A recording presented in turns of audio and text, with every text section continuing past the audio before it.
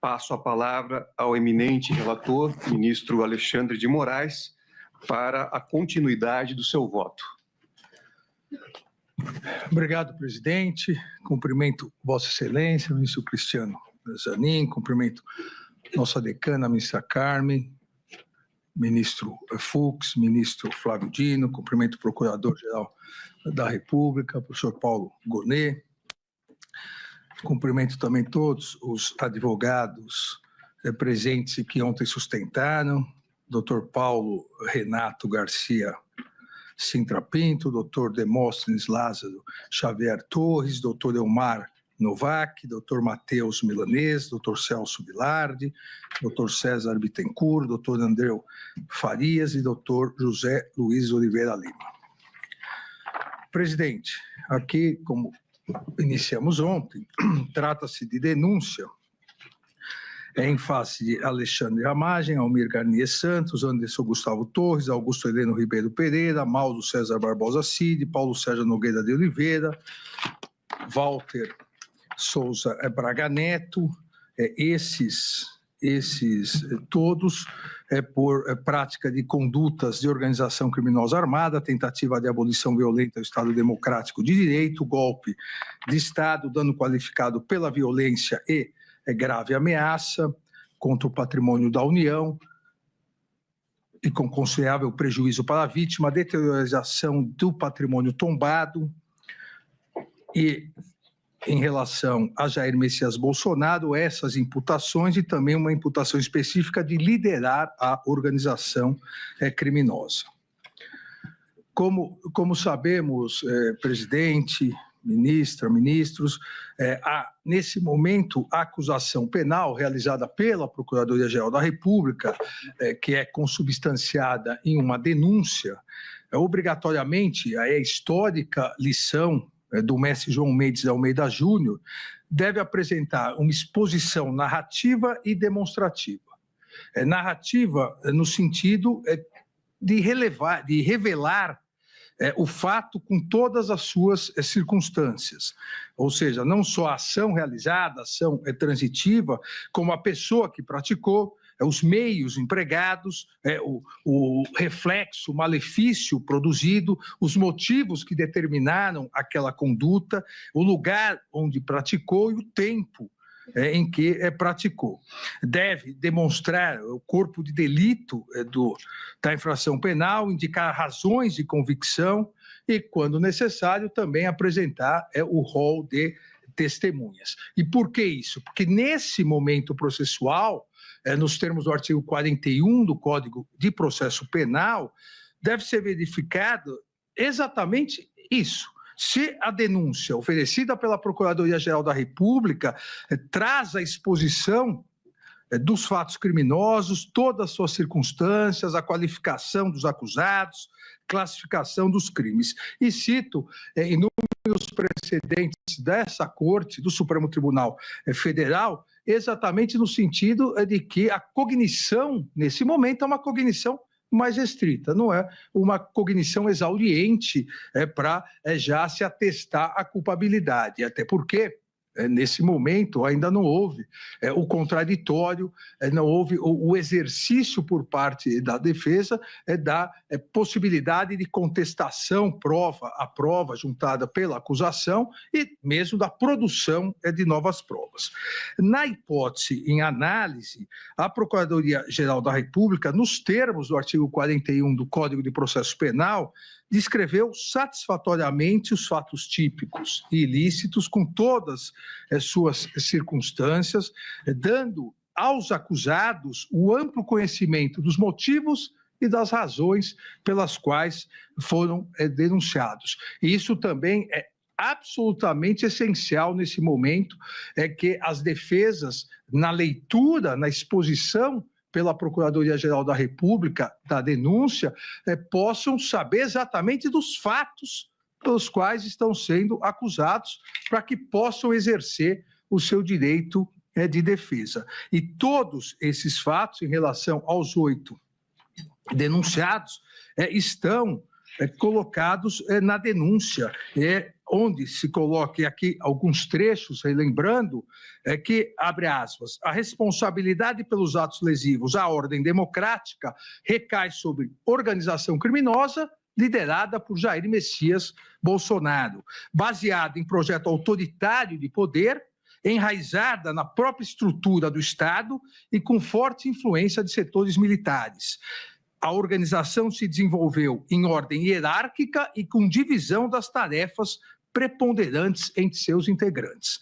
Jair Messias Bolsonaro, continua o Procurador-Geral da República, junto com Alexandre Rodrigues Ramagem, Almir Garnier Santos, Anderson Gustavo Torres, Augusto Heleno Ribeiro Pereira, Paulo Sérgio Nogueira de Oliveira e Walter Souza Braga Neto, integrantes do alto escalão do governo federal e das Forças Armadas, formaram um núcleo crucial da organização criminosa, mesmo tenha havido adesão em momento distinto. Deles partiram as principais decisões e ações de impacto social que serão narradas nessa denúncia. Mauro César Barbosa Cid, embora com menor autonomia decisória, também fazia parte desse núcleo, atuando como porta-voz de Jair Messias Bolsonaro e transmitindo orientações aos demais membros do grupo. A partir desse introito da Procuradoria-Geral da República, a denúncia passa a descrever de forma detalhada, com todos os elementos, expondo de forma compreensível todos os requisitos exigidos pelo artigo 41 do Código de Processo Penal, tendo sido coerente a exposição dos fatos, com a descrição amplamente satisfatória dos crimes de organização criminosa, tentativa de abolição violenta do Estado Democrático de Direito, tentativa de golpe de Estado, dano qualificado contra o patrimônio da União, com emprego de violência e grave ameaça, assim como crime de deterioração do patrimônio tombado, permitindo, volto a insistir aqui, isso é absolutamente essencial, permitindo aos acusados a plena compreensão das imputações. A denúncia tem o tópico inicial da organização criminosa, a denúncia depois vem com os crimes contra as instituições democráticas, coloca, e a denúncia permite, assim, que os acusados possam se defender de todo o período, e ontem, em várias sustentações, e depois eu detalharei essas questões, em alguns casos, os advogados se referiram a um período, a outro período, exatamente porque a denúncia expôs todo o período. O Procurador-Geral da República coloca, abre aspas, a natureza estável e permanente da organização criminosa é evidente em sua ação progressiva e coordenada, que se iniciou em julho de 2021 e se estendeu até janeiro de 2023. As práticas da organização caracterizaram-se por uma série de atos dolosos ordenados à abolição do Estado Democrático de Direito e à deposição do governo legitimamente eleito. E, a partir daí, continua indicando todas as circunstâncias que, segundo a Procuradoria-Geral da República, caracterizam as elementares dos tipos penais imputados. Continua a Procuradoria. A ação coordenada foi a estratégia adotada pelo grupo para perpetrar crimes contra as instituições democráticas, os quais não seriam viáveis por meio de um único ato violento. A complexidade da ruptura institucional demandou um iter criminis mais distendido, em que se incorporavam narrativas contrárias às instituições democráticas, a promoção da instabilidade social, a instigação e cometimento de violência contra os poderes em vigor.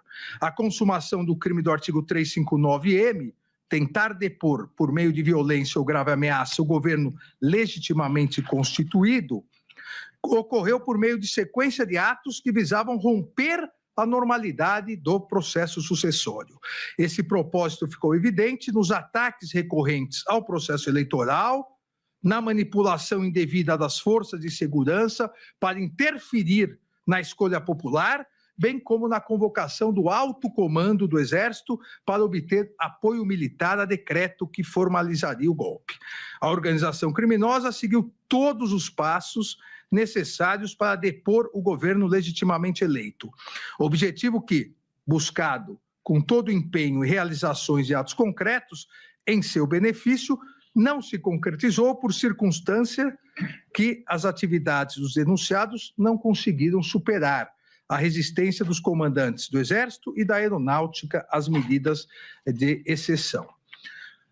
Na sequência, o Procurador-Geral da República descreve também as manobras realizadas em relação à tentativa de abolir violentamente o Estado Democrático de Direito, artigo 359-L do Código Penal, dizendo, abre aspas, minando em manobras sucessivas e articuladas os poderes constitucionais diante da opinião pública e incitaram a violência contra suas estruturas. As instituições democráticas foram vulneradas em pronunciamentos públicos, agressivos e ataques virtuais, proporcionados pela utilização indevida da estrutura de inteligência do Estado. O ímpeto de violência da população contra o Poder Judiciário foi exacerbado pela manipulação de notícias eleitorais baseadas em dados falsos. Ações de monitoramento contra autoridades públicas colocaram em risco iminente o pleno exercício dos poderes constitucionais. Os alvos escolhidos pela organização criminosa somente não foram violentamente neutralizados devido à falta de apoio do alto comando do Exército ao decreto golpista que previa expressamente medidas de interferência nos poderes constitucionais. E permanece a narrativa agora em relação aos crimes do artigo 163, parágrafo único, o artigo narrando exatamente as ações que culminaram no dia 8 de janeiro de 2023. Dessa forma, e aqui é importante se destacar, o que a denúncia, o que se exige da denúncia, num primeiro momento, é a comprovação da materialidade dos delitos imputados aos denunciados. E a materialidade dos delitos já foi reconhecida por esse Supremo Tribunal Federal em 474 denúncias, que têm idêntica materialidade. Os mesmos crimes narrados, em que pese a participação diversa de vários denunciados, mas os crimes narrados são os mesmos. E nessas 474 denúncias, o Supremo Tribunal Federal reconheceu a materialidade desses delitos, já com 251 condenações, 4 absolvições e 219 ações penais em andamento. E essa materialidade foi detalhada anteriormente em meu voto, ou nos meus votos, nos acórdãos das ações penais 1060, 1502 e 1183, que transcrevo, presidente, aqui no voto. O item 4 da ementa dessas ações penais, coloquei atos antidemocráticos de 8 de janeiro de 2023 e o contexto dos crimes multitudinários.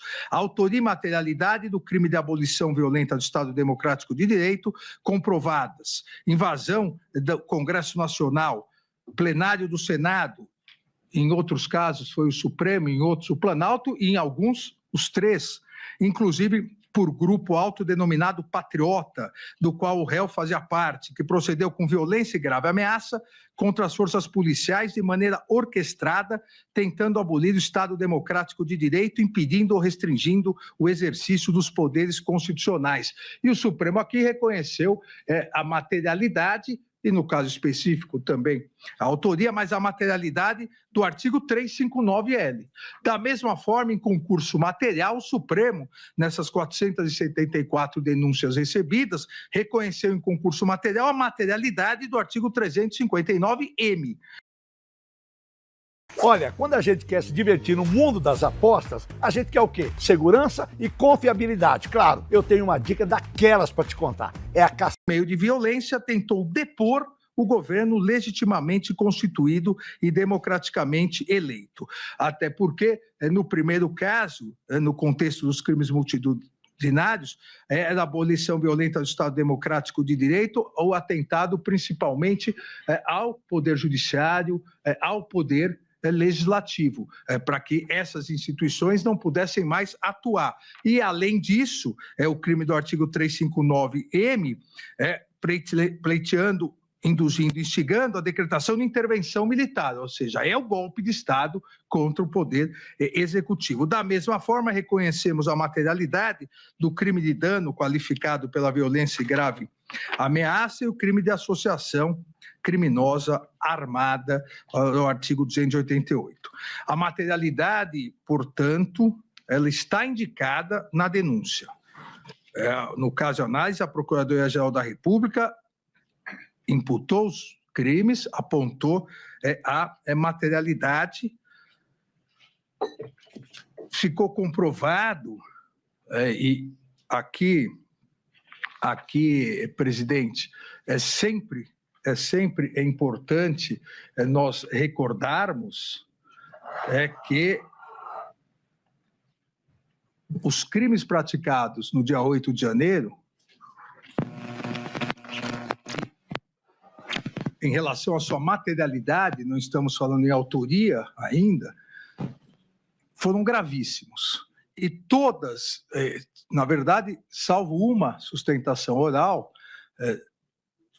salvo duas, uma que não tocou no assunto e a outra que disse que foi uma manifestação não armada, todas as demais, recentemente, de apresentarem suas defesas, negarem a autoria, todas as demais 6 reconheceram a gravidade dos fatos ocorridos no dia 8 de janeiro.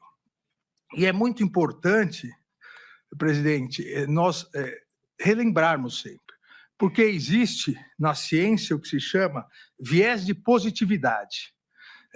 É comprovado que as pessoas, todos nós, até por uma autoproteção, todos nós temos, os nossos cérebros, temos o viés de lembrar as notícias boas e esquecer as notícias ruins.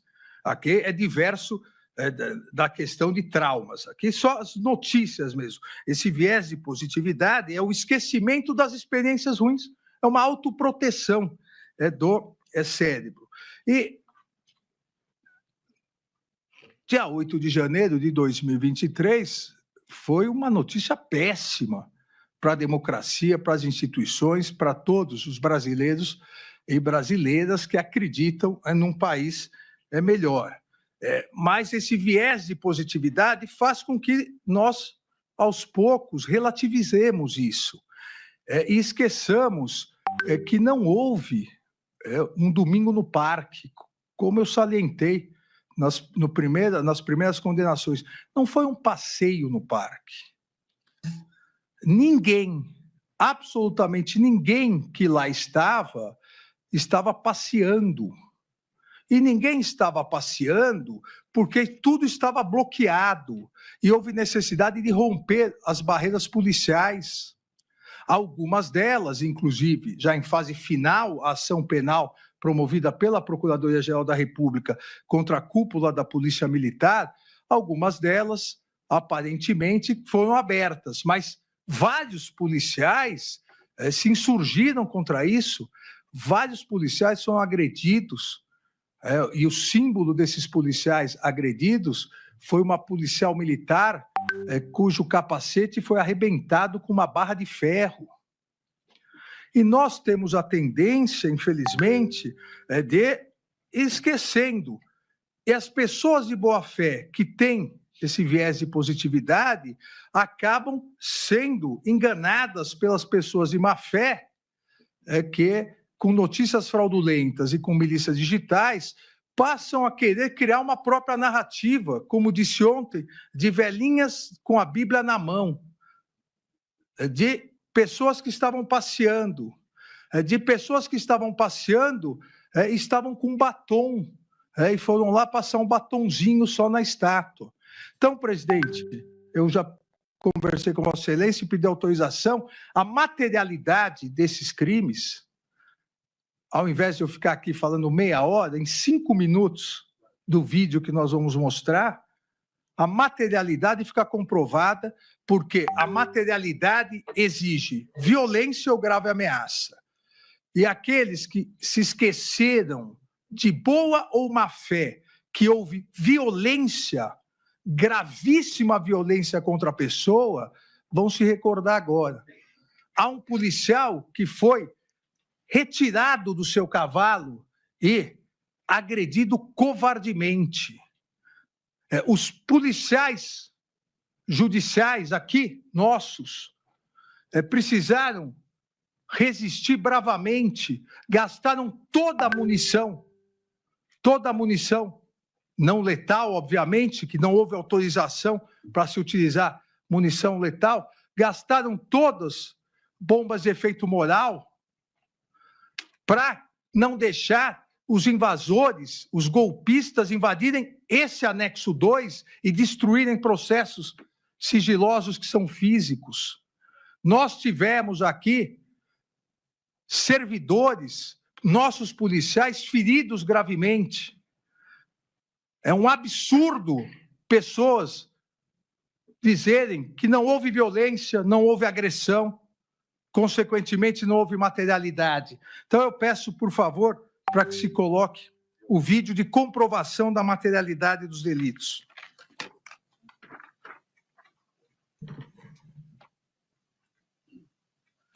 Aqui, seguindo o que a Procuradoria-Geral denunciou, os acampamentos golpistas, em que mais de 570 réus confessaram que queriam intervenção militar. Aqui, na sequência da denúncia, os atos violentíssimos de 12 de dezembro, no dia da diplomação do então presidente, do presidente e do vice-eleito. Brasília está em chamas. São quase uma dezena de automóveis pegando fogo. Se isso não é violência, né, o que seria uma violência? O absurdo de uma violência programada. Aqui, no dia véspera de Natal, a bomba, o caminhão-bomba, que colocaram uma bomba, se explodisse a bomba, centenas, se não milhares de pessoas morreriam. Vamos entrar e tomar o poder. E aqui, o dia 8 de janeiro. Isso não é violência?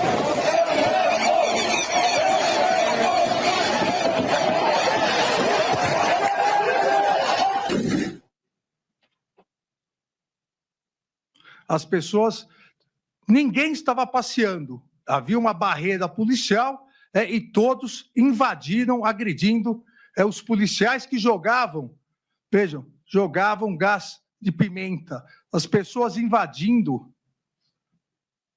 E sempre com a intenção golpista, nós vamos ver várias faixas pedindo intervenção federal. Uma verdadeira guerra campal. Bombas, helicóptero, jogando bombas de efeito moral. O policial agredido, tirado do seu cavalo e agredido covardemente.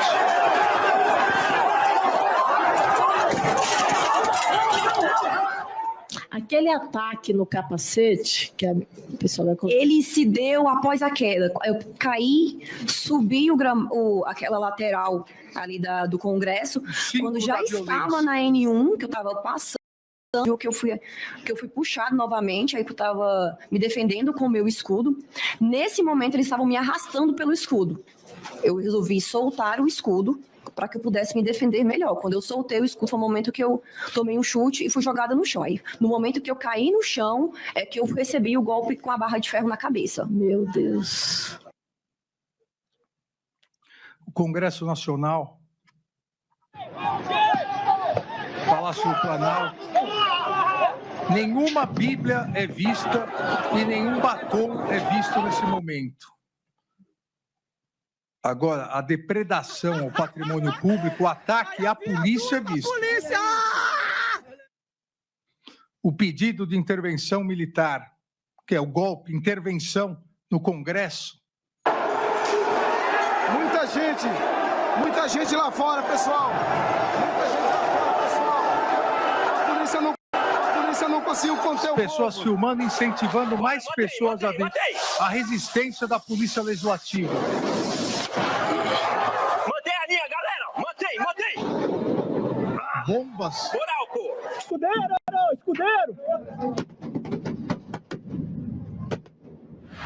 É bom lembrarmos que nós tivemos uma tentativa de golpe de Estado violentíssimo.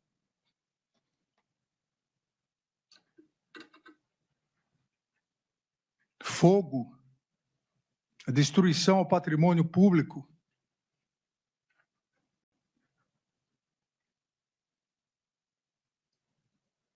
Dano qualificado.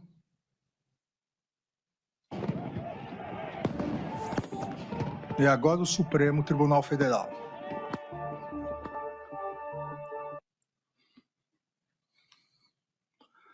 Uma violência selvagem, a incivilidade total, com pedido de intervenção militar de golpe de Estado. Que é a porra do STF, caralho. Que é a porra do STF. Quem manda aqui nessa porra?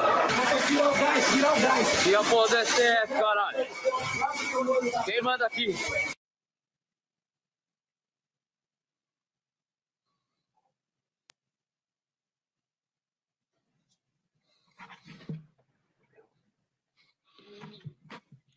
Então, as imagens,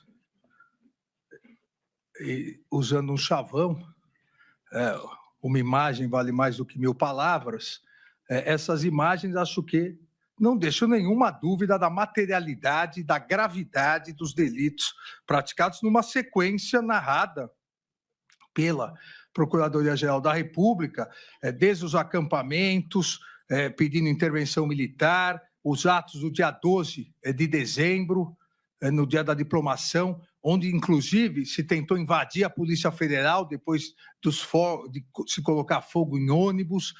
No dia das vésperas do Natal, a tentativa de explosão de uma bomba no aeroporto e, na sequência, culminando com o que narra a Procuradoria-Geral da República no dia 8 de janeiro. Então, nesse sentido, a denúncia descreve as condutas criminosas, a materialidade e possibilitando que as defesas possam exercer seu amplo direito, porque as ações sucessivas são descritas de forma coerente, clara, circunstanciada, todos os atos que a Procuradoria-Geral da República imputa aos denunciados. Não há, portanto, nenhuma inépcia da denúncia como alegado pelas defesas, porque a descrição fática da denúncia permite o pleno exercício do contraditório, da ampla defesa, não havendo, me parece, com certeza, nenhuma dúvida da exposição, como eu disse, clara e compreensiva de todos os requisitos exigidos pelo artigo 41. Da mesma forma, está presente a justa causa para a instauração da ação penal. Sabemos que o recebimento da denúncia, além dos requisitos previstos no artigo 41 do Código de Processo Penal, exige o seu recebimento à justa causa previsto no artigo 395-3 do também Código de Processo Penal, a justa causa que deve ser analisada dentro daquele tripé dos seus 3 componentes, a tipicidade, punibilidade e viabilidade, de maneira que a denúncia tem que vir sustentada por um suporte probatório mínimo a indicar a imputação. E esse suporte probatório mínimo deve vir ou com inquérito policial, ou peças de informação, ou mesmo o procedimento de investigação criminal do Ministério Público, instruindo a denúncia com elementos sérios e idôneos que possibilitem ao julgador, seja o juiz de primeira instância, seja essa primeira turma do Supremo Tribunal Federal, verifique a possibilidade e a viabilidade da ação penal. Para que durante a instrução, e aí sim, somente mediante o contraditório, a ampla defesa, o devido processo legal, uma vez recebida a denúncia, possa o tribunal analisar detalhadamente a autoria de cada um dos crimes imputados aos denunciados. Então, eu insisto sempre, o que já foi dito ontem, não só por mim, mas pelo ministro Flávio, na sequência, pelo ministro Fux, pela ministra Carmen, pelo ministro-presidente, o ministro Zanin, é que o recebimento da peça acusatória não representa análise de culpabilidade de nenhum dos denunciados. O recebimento da peça acusatória depende da materialidade dos crimes, que está comprovada, mas não é uma cognição exauriente dos fatos. É um mero juízo de delibação quanto à existência dos crimes, materialidade e indícios mínimos de autoria. Nesse sentido, a peça acusatória da Procuradoria-Geral da República apresentou, em relação aos 8 denunciados, apresentou os indícios mínimos e razoáveis de autoria que possibilitam a instauração da ação penal e, a partir daí, o contraditório e toda a instrução processual. A Procuradoria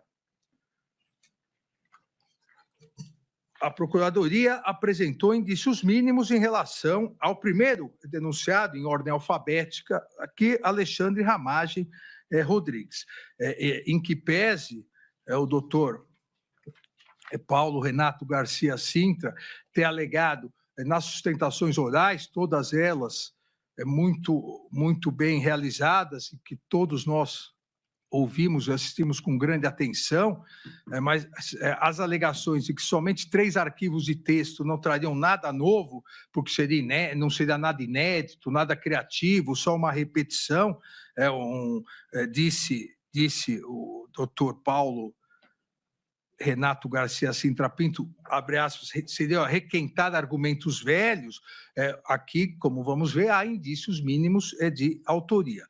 Também, e essa foi uma das indagações da nossa decana, a eminente ministra Carmen Lúcia, e eu fiz questão de pegar a Lei 9.883, de 7 de dezembro de 99, que cria a ABIN, estipula as suas funções.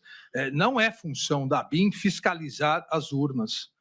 Não é função da ABIN investigar ou não a confiabilidade das urnas. Não é função do órgão, não é também órgão jurídico consultor para embasar cumprimentos ou não de decisões do Tribunal Superior Eleitoral, de decisões judiciais. A ABIN jamais pode interferir. Na verdade, a ABIN não pode interferir em nada, muito menos no Poder Judiciário, muito menos na Justiça Eleitoral. E aqui a Procuradoria-Geral da República detalhou a participação do acusado Alexandre Ramagem Rodrigues dentro dessa estrutura delitiva, apontando, como eu disse, indícios mínimos e razoáveis de autoria. Narra que, à época, era diretor-geral da ABIN, organizou e direcionou mensagens, além de descrever a conduta dessa empreitada. Mensagens, e aqui é importante, orientou e produziu mensagens que passaram a ser difundidas em larga escala pelo denunciado Jair Messias Bolsonaro em julho de 2021 e replicadas utilizando as denominadas milícias digitais nas redes sociais. A partir desse, como diz a Procuradoria-Geral da República, desse alinhamento ideológico, o denunciado Alexandre Ramagem há indícios que devem ser apurados durante a instrução processual penal, que foi um dos responsáveis pela estruturação de uma ação conjunta com a finalidade de preparar uma narrativa a ser difundida pelo ex-presidente da República contra as urnas eletrônicas. A denúncia ressalta ainda, apontando com provas, que o acusado tinha o hábito de documentar as orientações que repassava ao ex-presidente, tendo-se do possível identificar as demais ações da organização criminosa que precederam e prepararam um cenário para o plano de permanência do poder com a ruptura do Estado Democrático de Direito. E aqui, ministros, isso é muito importante, porque todo esse embasamento que vou detalhar agora, todo esse embasamento probatório, com esses indícios fortes de autoria, todo esse arcabouço probatório foi produzido pela Polícia Federal de forma autônoma e independente em relação à colaboração premiada. No final, vou me referir à colaboração, que trouxe a colaboração, e às provas que corroboraram a colaboração. Mas todo esse arcabouço foi probatório foi produzido a partir de investigação. Nesse caso, aqui, inclusive, porque houve busca e apreensão em relação a Alexandre Ramagem Rodrigues e como a própria denúncia diz, tinha o hábito ele mesmo de documentar o que fazia. E aqui destaca-se o arquivo, que também, para facilitar, vou colocar no telão. Bom dia, presidente, o qual está ligado ao @Ramagem Yahoo, criado em 4 de 3 de 2020 e alterado em 2021, que relata a criação de um grupo técnico voltado para atacar as urnas eletrônicas, onde a previsão legal da ABIN estabeleceu um grupo técnico para atacar as urnas eletrônicas, e a partir disso subsidiou todos os argumentos, falsos argumentos utilizados pelo então presidente Jair Bolsonaro para atacar as urnas eletrônicas. Quando nós sabemos, e aqui nós temos o atual presidente do Tribunal Superior Eleitoral, que já foi presidente do Tribunal Superior Eleitoral anteriormente, temos o ministro Luiz Fux, que foi presidente do Tribunal Superior Eleitoral, e eu mesmo também já fui presidente do Tribunal Superior Eleitoral. Não há nada mais confiável do que as urnas eletrônicas. Nunca houve uma comprovação de fraude ou falha das urnas eletrônicas. Aliás, ministro, ontem foi reconhecido nos Estados Unidos o mérito do sistema brasileiro, segundo o noticiário. Exatamente, ministra Carmen. Vossa Excelência se refere bem, o presidente norte-americano, Donald Trump, ele alterou a legislação por ato executivo, que seria muito equivalente à nossa ordem executiva, que é o equivalente ao nosso decreto autônomo, para melhorar as eleições. E esse link está no site da Casa Branca, que diz: seção 1, objetivo e política. Apesar do pioneirismo do autogoverno, os Estados Unidos agora deixam de aplicar proteções eleitorais básicas e necessárias empregadas por nações modernas e desenvolvidas, bem como aquelas que ainda estão em desenvolvimento. A Índia e o Brasil, por exemplo, estão vinculando a identificação do eleitor a um banco de dados biométrico, enquanto os Estados Unidos dependem em grande parte da autodeclaração de cidadania. Então, o Brasil citado expressamente como modelo de sucesso pelo presidente norte-americano Donald Trump. Enquanto, e nós vamos chegar lá, enquanto aqui no Brasil houve toda essa preparação para se colocar em dúvida as urnas eletrônicas. E a ABIN, por parte do seu então diretor-geral, participou nisso.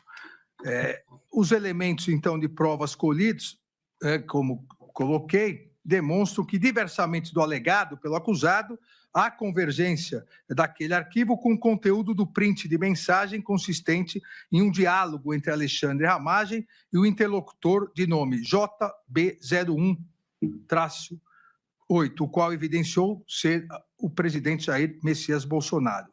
O arquivo tinha metadados de criação datados de 10 de 7 de 2021 e modificados em 27 de 7 de 2021, concluindo que foi editado 2 dias antes da live realizada por Jair Messias Bolsonaro. Ou seja, houve a utilização, inclusive, da BIM para produção falsa de dados sobre urnas eletrônicas, entregue em mensagem ao também denunciado ex-presidente Jair Messias Bolsonaro, para que utilizasse na live para atentar contra a justiça eleitoral.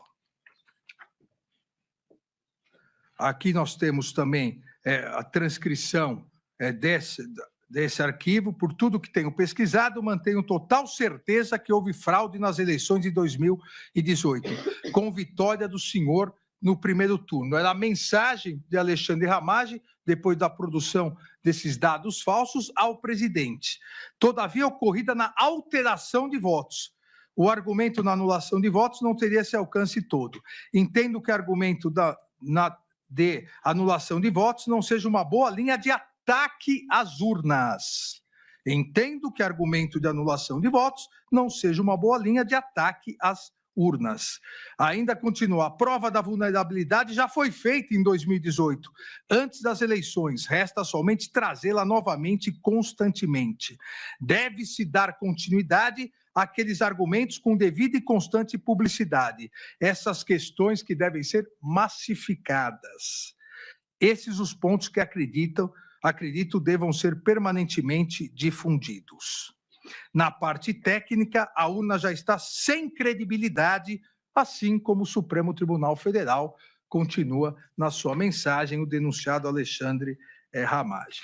Ou seja, não há dúvida que há indícios fortes de autoria da participação de Alexandre Ramagem nessa organização criminosa que planejou e executou a tentativa de abolição do Estado Democrático de Direito e de golpe de Estado. Da mesma forma, em relação ao Almir Garnier Santos,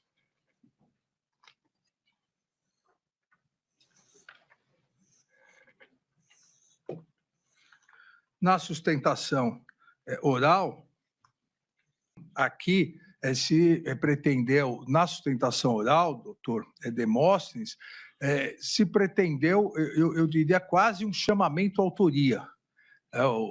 O nosso professor de processo civil, ministro Fux, né, conhece mais que nós isso, quase houve um chamamento à autoria para trazer para a denúncia também os outros ex-comandantes militares. Mais ou menos assim, se o almirante Garnier foi denunciado, o ex-comandante do Exército e o ex-comandante da Aeronáutica também deveriam ser. Por que não foram? Porque não há, em momento algum, seja na investigação, seja, como ficou apontado na denúncia, nenhum indício de autoria de ambos os comandantes, seja do Exército, seja da Aeronáutica. Mas há indícios suficientes de autoria em relação a Almir Garnier Santos. A denúncia narrou a sua conduta ilícita, elaborou que, juntamente ao presidente Bolsonaro, planejou, aderiu à elaboração de uma minuta de decreto de golpe de Estado, vários considerandos. Com essa minuta de decreto, o presidente da República, então o presidente da República, se reuniu em 7/12/2022, pela primeira vez com os representantes das Forças Armadas, lembrando que 7 de dezembro de 2022 já havia ocorrido a eleição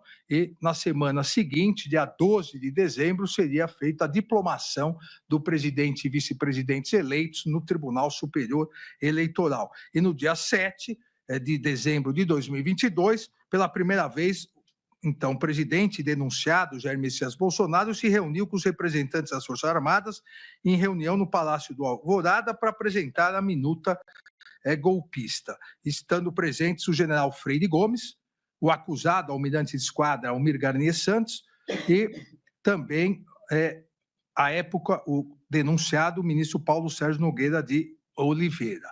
E, apesar de algumas alegações, com todo o respeito, de que minutas de golpe são coisas normais que corriam pela internet, o ministro Flávio Dino até perguntou, né, onde estava essa minuta? Não, essa minuta corria entre autoridades, é como se fosse algo normal.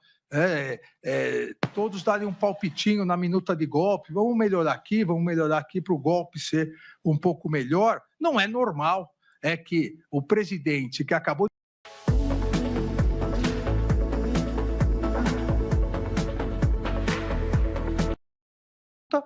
de golpe.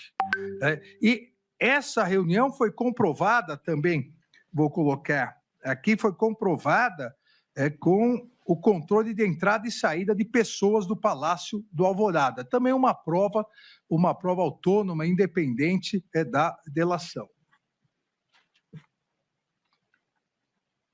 Aí, em vermelho, está o controle de entrada e saída de pessoas do Palácio do Alvorada, dia 7/12, Paulo Sérgio, Freire Gomes e o almirante Garnier, que chegaram em horários muito próximos, entre 8h25 e 8h34, e saíram também em horários muito próximos, 12h20 e 12h23. Além disso, a denúncia ressalta a ocorrência de mais de um encontro do almirante Garnier, onde se colocou à disposição para seguir as ordens que fossem necessárias a implementar o golpe. O decreto golpista, principalmente confirmando a sua anuência e colocando as suas tropas à disposição na reunião do dia 14/12/2022. Demonstrou ainda a denúncia, indícios razoáveis de autoria de Almir Garnier e sua adesão, porque foi corroborado em razão de uma ofensiva de integrantes da organização criminosa contra o general Freire Gomes, então comandante do Exército, e o tenente brigadeiro Batista Júnior, comandante da Força Aérea, que, ao não aderirem, por ordem, inclusive, de um outro denunciado, o general Braga Neto, vários militares passaram a ofendê-los e as suas famílias nas redes sociais, utilizando o que virou praxe para essas milícias digitais, utilizando as redes sociais para constranger, para humilhar, para afetar não só as pessoas, o alvo específico, mas também todos os seus familiares. A Procuradoria-Geral da República demonstrou, então, essa participação ao destacar a mensagem enviada em 14/12/2022 pelo general de reserva Laércio Virgílio ao general Freire Gomes, afirmando que a Marinha está coesa na tentativa de pressionar o general Freire Gomes a aderir à organização criminosa e ao plano golpista. Os indícios também demonstram que os demais membros da organização criminosa elogiaram a postura golpista de Almir Garnier Santos a partir de mensagem enviada pelo denunciado Walter Braga Neto ao militar de reserva Ailton Gonçalves Moraes Barros. Nessa mensagem, o também denunciado Walter Souza Braga Neto passa orientação para atacar o tenente brigadeiro Batista Júnior e enaltecer o acusado. A mensagem que também foi obtida por via de busca e apreensão pela Polícia Federal diz o seguinte: mensagem do denunciado Walter Souza Braga Neto ao militar da reserva, também denunciado em outro núcleo, Ailton Gonçalves Moraes Barros. Abre aspas. Senta o pau no Batista Júnior. Povo sofrendo, arbitrariedade sendo feita, e ele fechado nas mordomias, negociando favores, traidor da pátria. Daí para frente, inferniza a vida dele e da família. É gozado, ministro Flávio, que até a máfia tem um código de conduta de que os familiares são civis, não entram na guerra entre os grupos mafiosos. Mas parece que aqui, lamentavelmente, nem isso foi seguido. Eu repito a mensagem: senta o pau no Batista Júnior. Povo sofrendo, arbitrariedade sendo feita, e ele fechado nas mordomias, negociando favores, traidor da pátria. Daí para frente, inferniza a vida dele e da família. Elogia o Garnier, e com perdão da palavra, e fode o BJ, que é o Batista, o brigadeiro Batista Júnior. Assim, há indícios suficientes de autoria para o recebimento da denúncia em relação a Almir Garnier Santos. Também em relação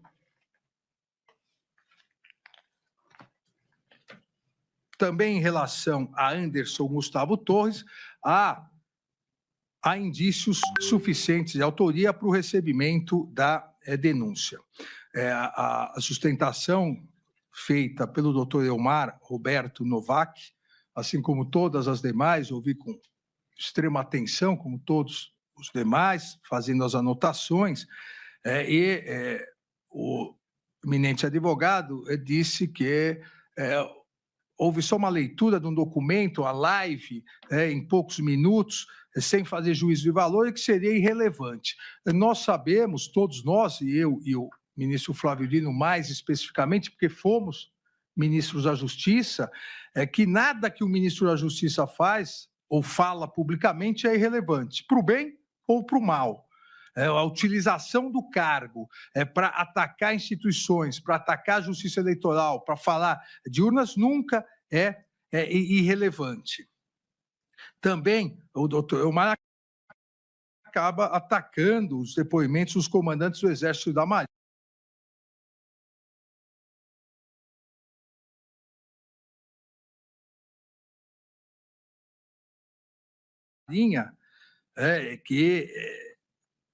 Que são até agora depoimentos que nenhuma prova em contrária foi feita, que são depoimentos falsos ou mentirosos.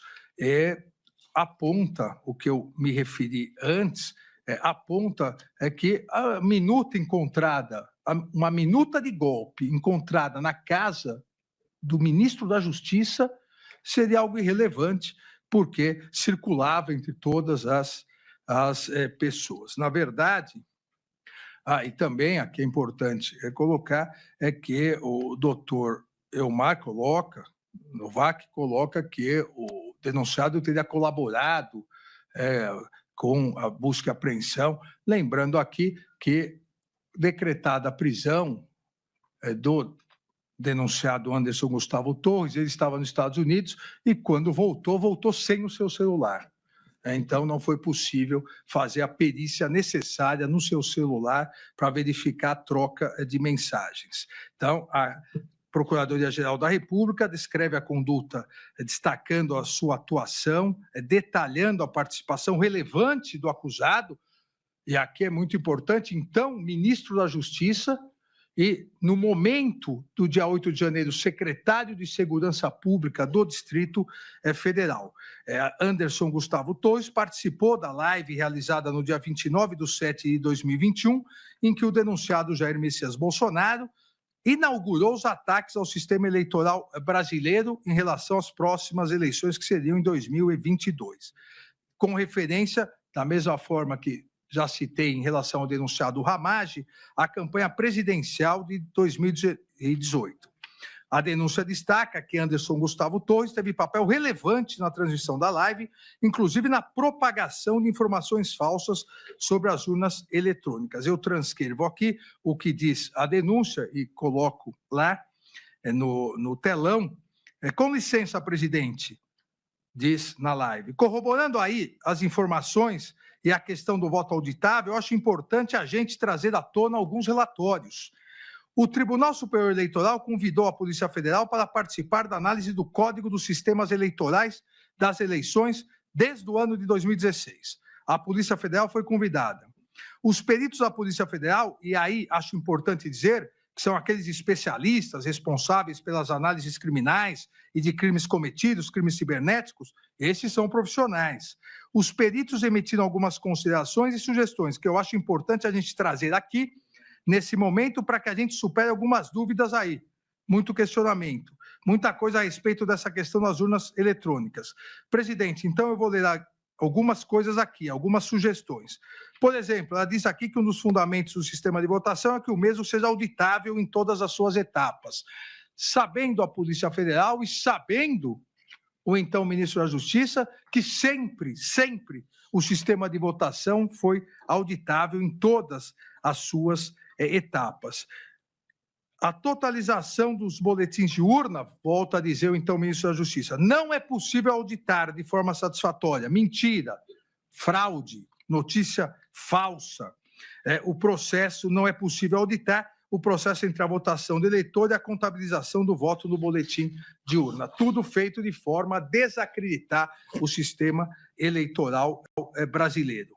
Em depoimento prestado à Polícia Federal, em 26/8/2021, Anderson Gustavo Torres confessou que mentiu na transmissão da live, afirmando que não foi possível depreender do material que teve acesso a existência de fraude ou manipulação de voto.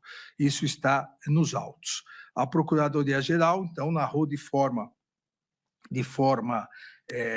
precisa, apontando os elementos necessários, demonstrando, inclusive, a partir do relatório da análise da Polícia Judiciária, a participação do então ministro da Justiça numa reunião ministerial de 5 de julho de 2022. Todos se recordam dessa reunião ministerial gravada, importante que se diga, gravada pelo próprio presidente, que depois foi apreendida nos computadores por diligências da Polícia Federal, onde o então ministro da Justiça que participava da reunião diz, ou continua dizendo, porque já vinha falando isso, atentando contra as instituições. Abre aspas, tem muitos aqui que eu não sei nem se tem estrutura para ouvir o que a gente está falando aqui. Com todo respeito a todos, mas eu queria começar por uma frase que o presidente colocou aqui, que eu acho muito verdadeira. É o exemplo da Bolívia. É o grande exemplo para todos nós. Senhores, todos vão ser, e aí no português escorreito, fala um palavrão em reunião ministerial. Eu quero deixar bem claro isso, porque se eu não estou dizendo o quê, eu quero que cada um pense no que pode fazer previamente, porque todos vão ser, e aí de novo, o português escorreito. Continua e fala, porque realmente é ameaçador o que está ocorrendo. Do lado de lá, ameaça e ameaça, ministro, direta de lá para cá, se mete que eu lhe prendo, se mete e caça o seu mandato, questione. Quer dizer, a gente não pode questionar, é o fim do mundo, senhores. Qualquer um aqui tem medo na hora de digitar a senha. Qualquer um, quem digita a senha do banco para transferir R$300 de uma conta para outra, não fica preocupado se essa senha está sendo hackeada? Que dirá um sistema eleitoral, um sistema desse tamanho, um sistema eleitoral, com esse tanto de indício de fraude que se referia. A gente precisa atuar agora, e é isso que eu tenho buscado atender. A Polícia Federal sempre esteve aqui, sempre esteve com outro viés e com outro olhar, sempre foi com um viés colaborativo. E esses cuidados têm 6, 7 anos. E continua na sua fala, na reunião ministerial, eu quero encurtar. É claro que da nossa parte nós não vamos botar a arma na cabeça dos caras e falar, coloque aí, mas a gente vai fazendo. O outro lado joga muito pesado, senhores. Eu acho que tem que ter consciência disso. Mas estamos aí, presidente, desentranhando a velha relação. Desentranhando a velha relação do PT com o PCC. A velha relação do PT com o PCC. Isso está vindo aí através de depoimentos que estão há muito guardados. A ministra Carmen se recorda que, a partir dessa reunião, houve uma explosão de fake news atrelando o então candidato, hoje presidente da República, ao PCC, e houve representação no Tribunal Superior Eleitoral. O professor Paulo Gonet, o vice-procurador-geral eleitoral, também se recorda, e foi determinada a retirada por unanimidade dos 7 ministros do Tribunal Superior Eleitoral. Inquérito, nós montamos um grupo lá, montou um grupo de policiais federais.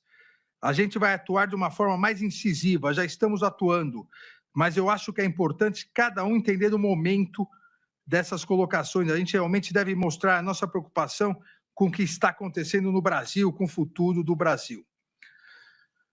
Esses depoimentos, na verdade, essa fala na reunião, com os outros indícios apontados pela Procuradoria-Geral, inclusive a live, mostram o exercício do cargo de ministro da Justiça para atuar claramente contra as instituições, em especial contra a Justiça Eleitoral e contra o livre exercício do que é cláusula pétrea no Brasil, previsto no artigo 60, parágrafo 4º, inciso 2º, voto direto, secreto, o voto direto, secreto, universal e periódico.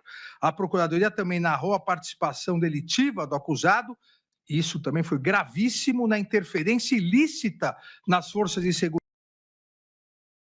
22, demonstrando indícios razoáveis que Anderson Gustavo Torres teve papel central na concretização do plano, com o objetivo da realização de um policiamento direcionado no segundo turno das eleições por parte da Polícia Rodoviária Federal, que está dentro da estrutura hierarquicamente subordinada ao ministro da Justiça. houve um aumento substancial de reuniões e pedidos entre a acusada, também denunciada em outro núcleo, Marília Ferreira Alencar e Anderson Gustavo Torres. Marília Ferreira Alencar enviou mensagem em 13/10/2022, num grupo, entre aspas, em off, afirmando que o ex-ministro da Justiça, Anderson Gustavo Torres, tinha pressa nessa atuação houve um mapeamento por parte do Ministério da Justiça, um mapeamento de cidades, municípios, onde o então candidato da oposição ao presidente Jair Bolsonaro, o candidato Luiz Inácio Lula da Silva, tinha tido mais votos no primeiro turno. Então, foi feito um mapeamento e aí tinha pressa na atuação para a Polícia Rodoviária Federal exercer esse controle. Isso todos se recordam também, a ministra Carmen estava comigo no Tribunal Superior Eleitoral, o professor Paulo Gonet também, no dia do segundo turno, onde foi necessária uma intervenção direta do Tribunal Superior Eleitoral, inclusive com ameaça de prisão em flagrante do então diretor-geral da Polícia Rodoviária Federal, se não cessasse imediatamente essa operação que estava impedindo os eleitores de terem acesso às urnas. Ainda o tenente brigadeiro Batista Júnior corroborou a participação central de Anderson Gustavo Torres com o intuito de executar o plano golpista da organização criminosa. No seu depoimento, o ex-comandante da Força Aérea Brasileira disse que Anderson Torres procurava pontuar aspectos jurídicos que dariam suporte às medidas de exceção. Que o papel do ministro Anderson Torres na ferida reunião foi de assessorar o então presidente em relação às medidas jurídicas que poderia adotar no cenário discutido. Verifica-se, portanto, que há aqui indícios razoáveis de autoria para o recebimento e justa causa total para o recebimento da denúncia. Da mesma forma, em relação a Augusto Heleno Ribeiro Pereira.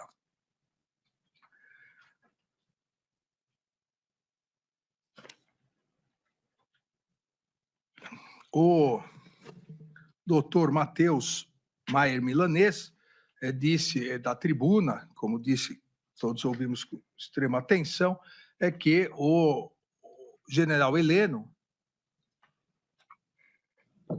teria sido relegado a segundo plano. General Heleno não teria mais nenhuma influência, nenhuma participação.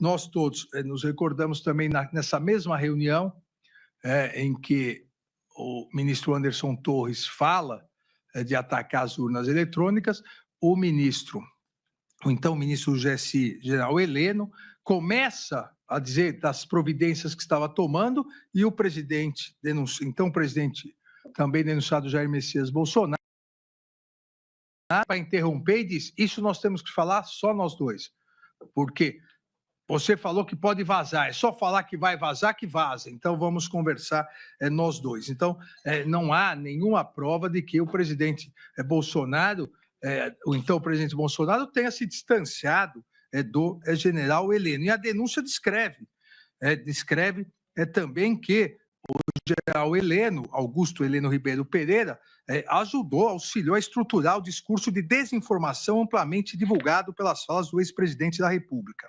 Ou seja, participou de todo o iter criminis, há indícios razoáveis de autoria, com a ideia de incentivar as especulações na tentativa de descredibilizar o sistema eleitoral brasileiro, com o intuito de desmoralizar o processo democrático e esse grupo se manter no poder.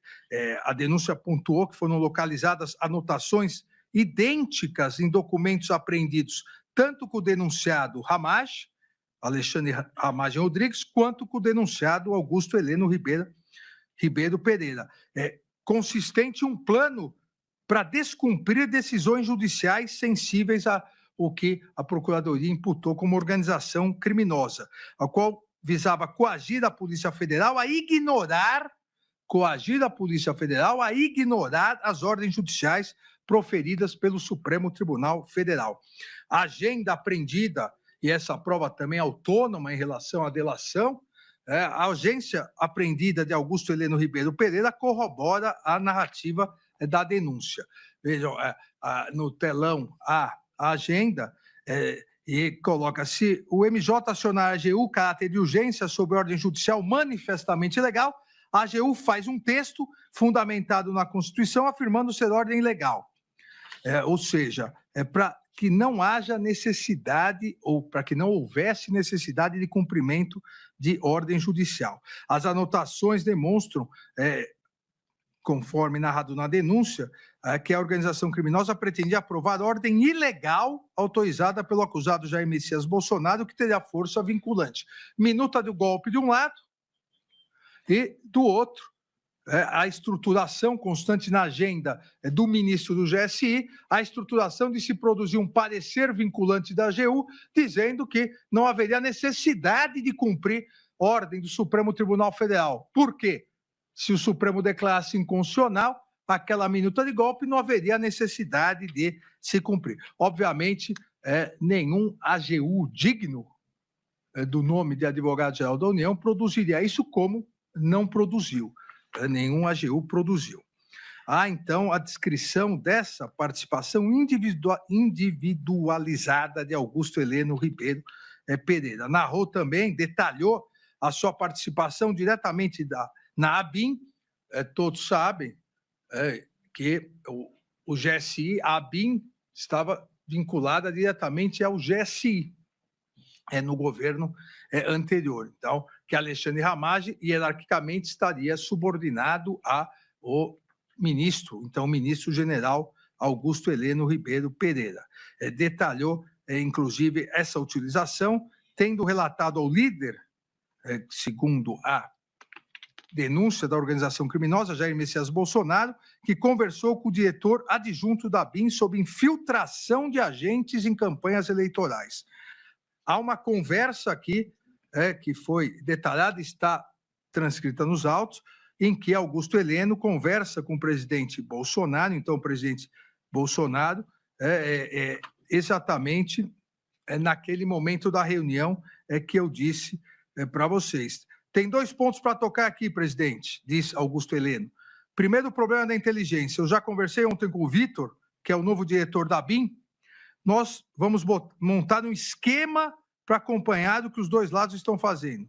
O problema todo disso é de vazar qualquer coisa em relação a isso. Se houver porque muita gente se conhece nesse meio, se houver qualquer acusação de infiltração desse elemento da ABIN em qualquer lugar, diz o denunciado, então, o presidente Jair Bolsonaro: ô general, eu peço que o senhor não fale, por favor. Não prossiga mais na tua observação. Eu peço que o senhor não prossiga na tua observação. Se a gente começa a falar, não vazar, o senhor esquece? Pode vazar. Então, a gente conversa em particular na nossa sala, lá sobre esse assunto. Qual assunto? Infiltração de agentes da ABIN na campanha eleitoral. Então, a gente conversa em particular na nossa sala lá sobre esse assunto, o que porventura a ABIN está fazendo, tá? Então, há todos elementos razoáveis, indícios de autoria para o recebimento de denúncia contra Augusto Heleno. Em relação ao denunciado Jair Messias Bolsonaro,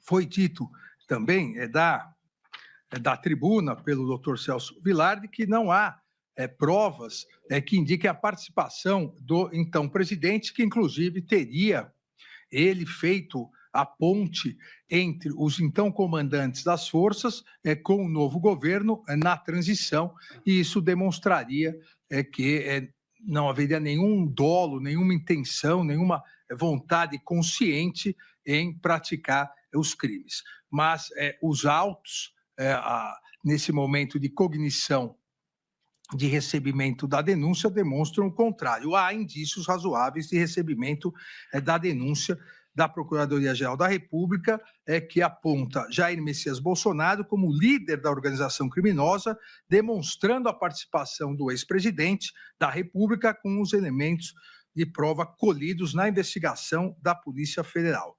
A denúncia detalha essa participação, detalha os atos executórios. Em 2021, Jair Messias Bolsonaro começou a organizar uma estratégia para difundir notícias falsas sobre o sistema eleitoral brasileiro. Na transmissão da live já dita, onde participou Torres, realizada em 29/7/2021, o denunciado atacou as urnas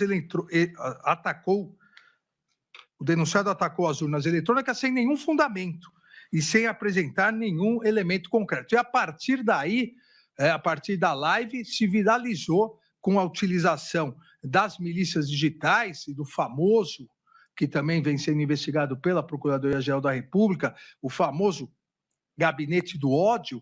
E Gabinete do Ódio não foi o Supremo Tribunal Federal, a Polícia Federal ou a Procuradoria-Geral da República que deu esse nome. Gabinete do Ódio foi uma entrevista dada pelo então ministro da Secretaria de Governo do então presidente Jair Bolsonaro, o general Ramos, que disse que no Palácio havia um gabinete do ódio que preparava notícias falsas, fraudulentas, inclusive em relação a ele mesmo. Então, isso foi uma autodeclaração, e há aqui na plateia pessoas que participaram do governo que sabem que foi o general Ramos que criou essa alcunha, gabinete do ódio. E a partir disso, as urnas eletrônicas começaram a ser atacadas e junto com elas, atacado o Tribunal Superior Eleitoral e o Supremo Tribunal Federal. Na própria live, o denunciado Jair Messias Bolsonaro incitou publicamente a intervenção das Forças Armadas. Depois de atacar as urnas eletrônicas, diz: o Exército Verde-Oliva é o Exército do Brasil. Também nunca faltou, quando a nação assim chamou os homens das Forças Armadas. A história viveu momentos difíceis, mas a nossa liberdade foi preservada. Onde as Forças Armadas não acolheram o chamamento do povo, o povo perdeu a sua liberdade. O chamamento do povo. Exatamente o que se pretendia, e inúmeros réus confessos disseram nos depoimentos, se pretendia dia 8, com a invasão, a agressão, a destruição dos poderes, que se convocasse uma GLO e o Exército, ao atender a GLO, seria recepcionado por aqueles golpistas e, a partir daí, convencidos, segundo os organizadores, a proclamar o golpe militar e destituir o governo legitimamente eleito. Que o então presidente, ora denunciado Jair Messias Bolsonaro, coordenou os integrantes do governo federal para atuarem de modo ilícito na construção de uma narrativa que visava atacar o sistema eleitoral. Vários documentos são juntados com a denúncia, localizados com, já dissemos, Alexandre Ramagem Rodrigues, Augusto Heleno Pereira, nesse sentido. Aponta um aumento, a denúncia aponta o aumento da intensidade e da agressividade de forma progressiva, integrando a execução de seu plano. Destaca o discurso do então presidente, ora denunciado Jair Messias Bolsonaro, em 3/8/2021. Abre aspas. Se o ministro Barroso, que era o então presidente do Tribunal Superior Eleitoral, hoje nosso presidente do Supremo Tribunal Federal. Abre aspas de novo. Se o ministro Barroso continuar sendo insensível, como parece que está sendo insensível, quer processo contra mim, se o povo assim o desejar, porque devo lealdade ao povo brasileiro, uma concentração na Paulista para darmos um último recado, para aqueles que ousam açoitar a democracia. Repito, o último recado para que eles entendam o que está acontecendo. Passem a ouvir o povo, eu estarei lá, abre aspas. E a, entre aspas, insensibilidade... Herpes zoster? Pensava que eu era muito jovem para ter isso. Senti na pele que estava errada. A dor me fez querer arrancar. E a defesa da justiça eleitoral. E por isso o denunciado disse, repito, uma concentração na Paulista para darmos um último recado para aqueles que ousam açoitar a democracia. Isso foi 3 de agosto de 2021. Em 7 de setembro de 2021, todos se recordam, na Avenida Paulista, que o então presidente Jair Bolsonaro, após algumas palavras carinhosas em relação à minha pessoa, disse que, a partir daquele momento, não cumpriria mais ordem judicial. E o ministro Luiz Fux, nosso presidente, então, do Supremo Tribunal Federal, se recorda que estavam incitando caminhoneiros a invadir o Supremo Tribunal Federal. O ministro Luiz Fux liderou uma das maiores operações de segurança no Supremo Tribunal Federal, passou o dia 7 de setembro de 2021 dentro do Supremo Tribunal Federal, com a nossa Polícia Judiciária, com apoio da Polícia Militar, para evitar que se invadisse o Supremo Tribunal Federal. Então, a ameaça feita dia 3/8, de um último recado, foi cumprido dia 7 de setembro, mas a resistência das instituições, e naquele momento personificada pela presidência do ministro Luiz Fux, a resistência democrática foi mais forte que o último recado dado àqueles que, abre aspas, ousam açoitar a democracia. Nesse contexto ainda, o ex-presidente, ora denunciado, Jair Messias Bolsonaro, afirmou expressamente, abre aspas, só saio preso morto ou com a vitória. Quero dizer aos canalhas que eu nunca serei preso, fecha aspas. O objetivo de permanência no poder e da utilização de todos os meios estatais para, de forma ilícita, permanecer no poder é corroborado, segundo a Procuradoria-Geral da República, pela utilização clandestina da ABIN. Determinou, inclusive, que os seus integrantes atuassem como central de contra-inteligência para produzir desinformação contra os seus opositores. Aqui, inclusive, foi apreendida uma agenda da Caixa Econômica que coloca exatamente isso. Também vou colocar aqui. A denúncia ainda detalha que Jair Messias Bolsonaro teria solicitado várias pesquisas cujo objeto envolvia o seu filho Renan Bolsonaro. Narra aqui as mensagens, ressaltou a organização também da reunião ministerial no dia 5/7, 2 dias antes do dia 7 de setembro, aí já de 2022, com a finalidade de cobrar a intensidade de ataque às urnas eletrônicas e ao processo eleitoral. Vejam, 2022, dia 5/7, em reunião ministerial, o denunciado Jair Messias Bolsonaro diz: daqui para frente quero que todo ministro fale o que eu vou falar aqui e vou mostrar. Se o ministro não quiser falar, ele vai vir falar para mim porque que ele não quer falar.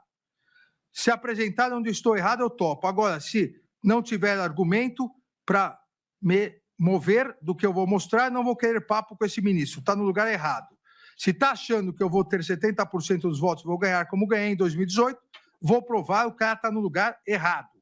O acusado ainda explicitou sua intenção golpista ao ressaltar aos ministros do Poder Executivo as etapas do plano criminoso. E aí também uma descrição. Por que os caras estão preparando tudo, pô? Por Lula ganhar no primeiro turno, na fraude? Vou mostrar como e por quê. Alguém acredita aqui em Fachin, Barroso, Alexandre de Moraes? Alguém acredita?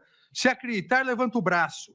Acredita que eles são pessoas isentas? Estão preocupados em fazer justiça, seguir a Constituição?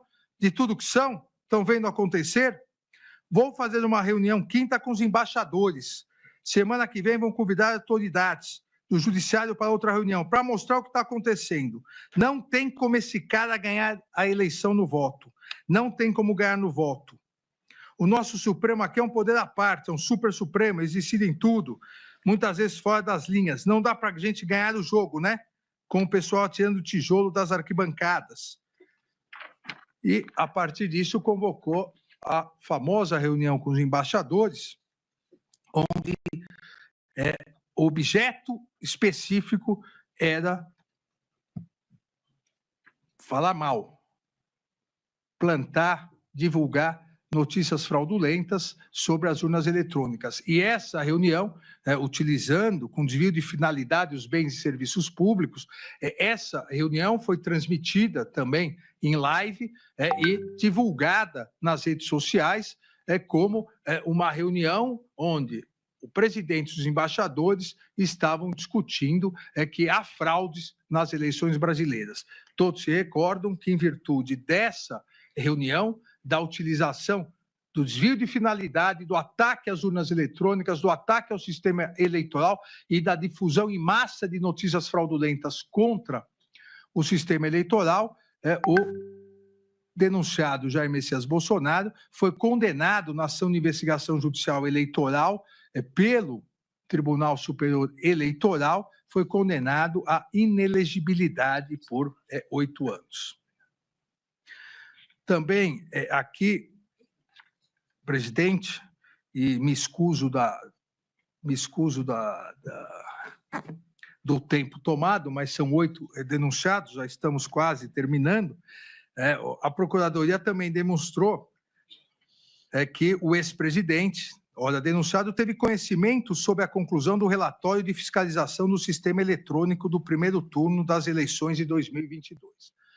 Todos se recordam que, a partir de um determinado momento, o então ministro da Defesa, denunciado também, general Paulo Sérgio, passou a comandar, no âmbito das Forças Armadas, uma comissão que tinha uma missão dada pelo então presidente Jair Messias Bolsonaro. Essa missão dada pelo então presidente Jair Bolsonaro era comprovar fraude às urnas.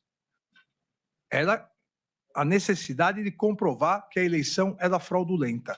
Essa comissão no Exército que participava, hoje não mais participava com desvio de finalidade da comissão no TSE, essa comissão chegou a uma conclusão: não há nenhuma fraude, não houve nenhuma fraude, não houve nenhum indício, mero indício de fraude.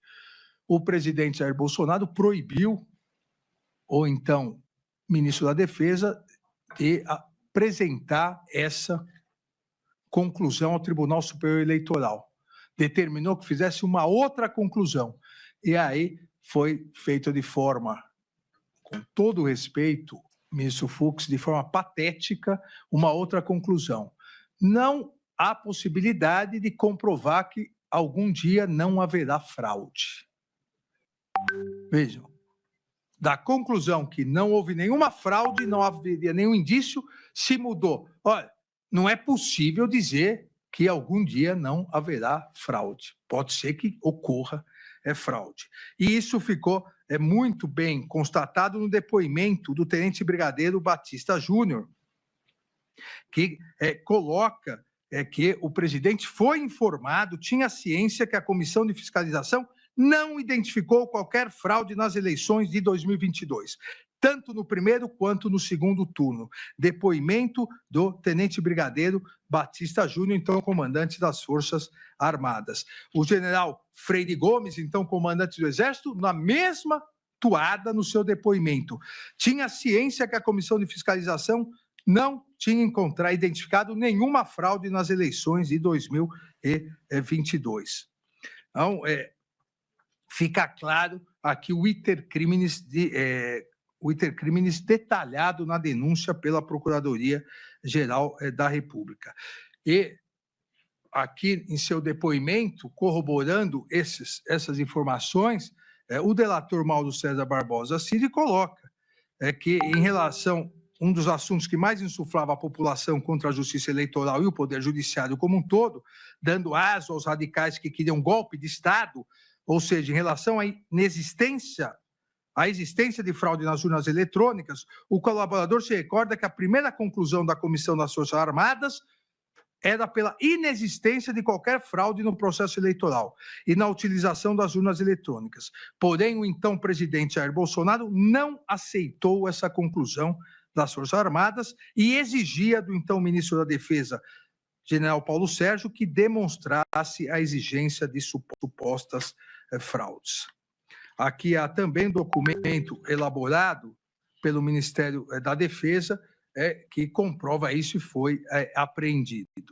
Além disso, a Procuradoria-Geral da República demonstrou conhecimento de Jair Messias Bolsonaro sobre o plano criminoso Punhal Verde e Amarelo, que tinha como finalidade o monitoramento e execução de autoridades públicas brasileiras. A denúncia apontou diálogo entre Mário Fernandes, que também denunciado num outro núcleo, e Mauro César Barbosa Cid, em 8/12/2022, corroborando o acompanhamento de Jair Messias Bolsonaro sobre essa operação criminosa e violenta. Abre aspas, diz o general Mauro Fernandes. Durante a conversa que eu tive com o presidente, ele citou que o dia 12, pela diplomação do vagabundo, não seria uma restrição, que isso pode, que qualquer ação nossa pode acontecer até dia 31 de dezembro e tudo. Mas aí, na hora, eu disse, pô, presidente, mas o quanto antes a gente já perdeu tantas oportunidades.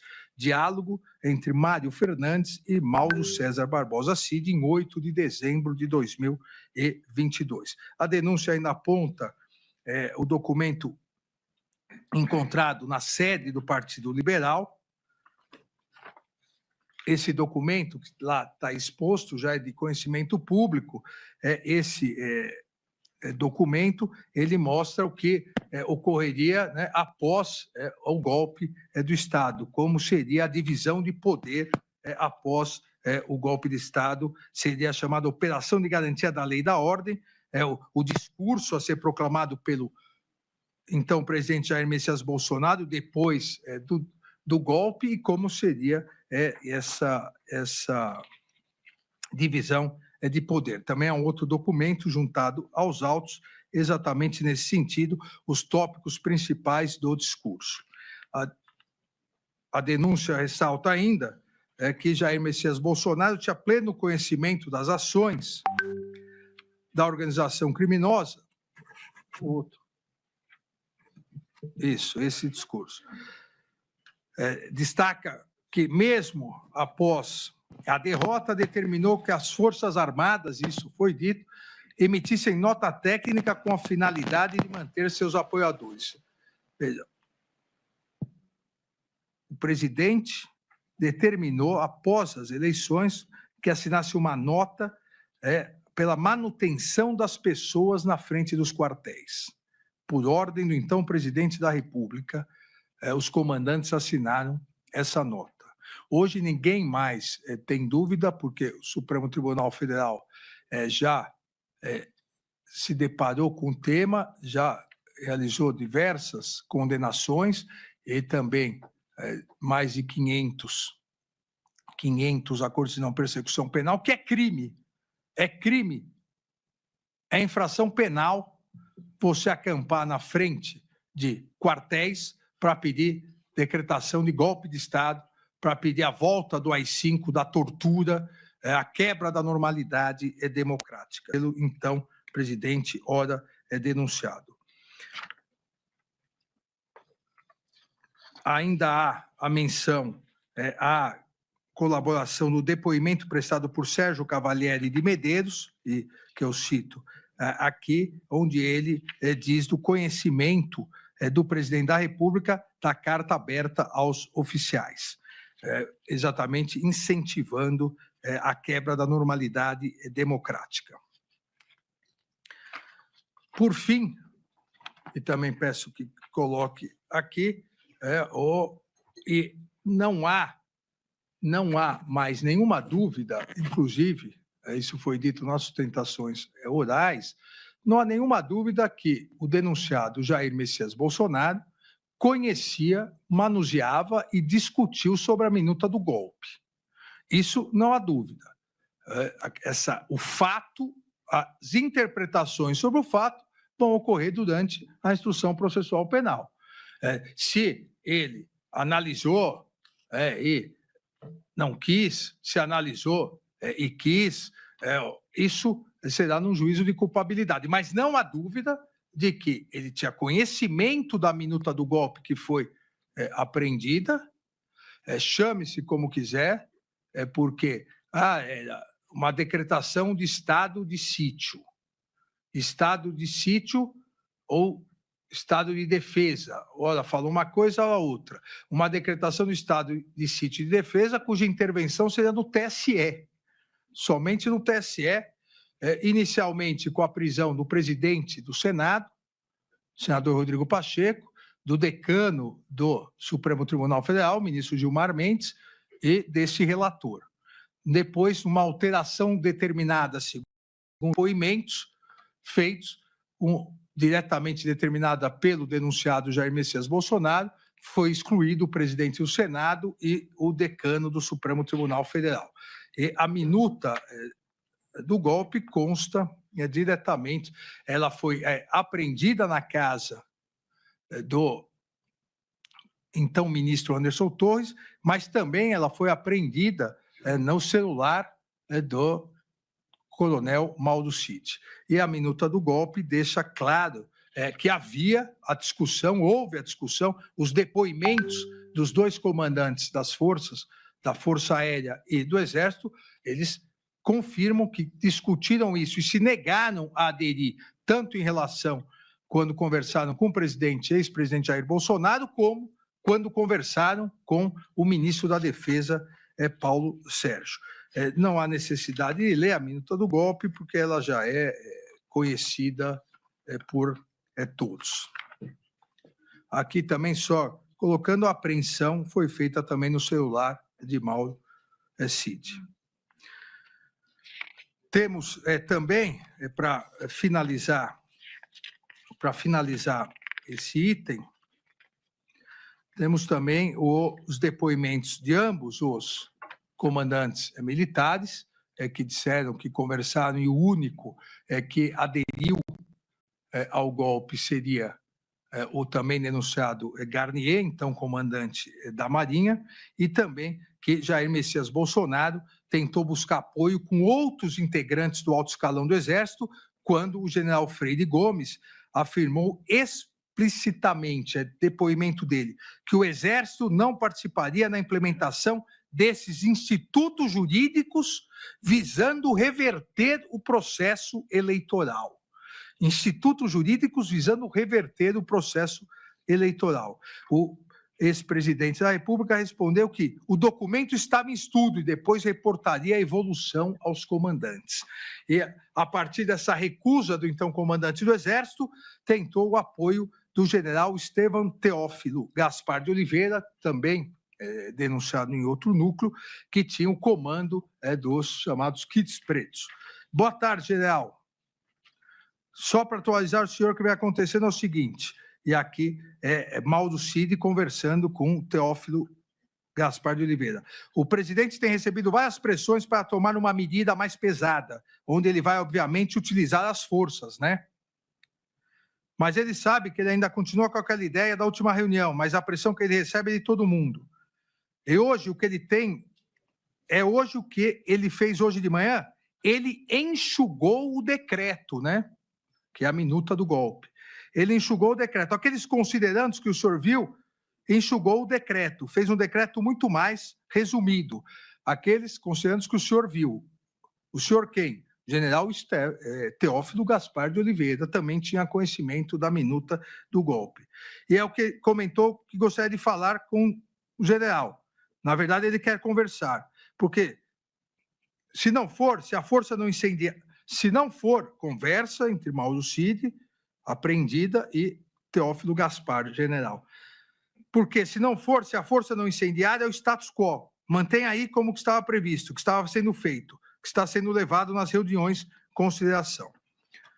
Nessa mesma data, Jair Messias Bolsonaro fez sua primeira aparição pública desde o anúncio eleitoral, tendo afirmado aos seus apoiadores que as Forças Armadas apoiariam a tomada de providências. Em 14/12, o ex-ministro da Defesa, também denunciado, Paulo Sérgio, realizou reunião com o general Freire Gomes e o tenente brigadeiro Batista Júnior para apresentar a minuta de decreto do golpe, após ter sido ajustado. E, novamente, ambos se recusaram a aderir, tanto os comandantes do Exército, o general Freire Gomes, como o tenente brigadeiro Batista Júnior da Força Aérea.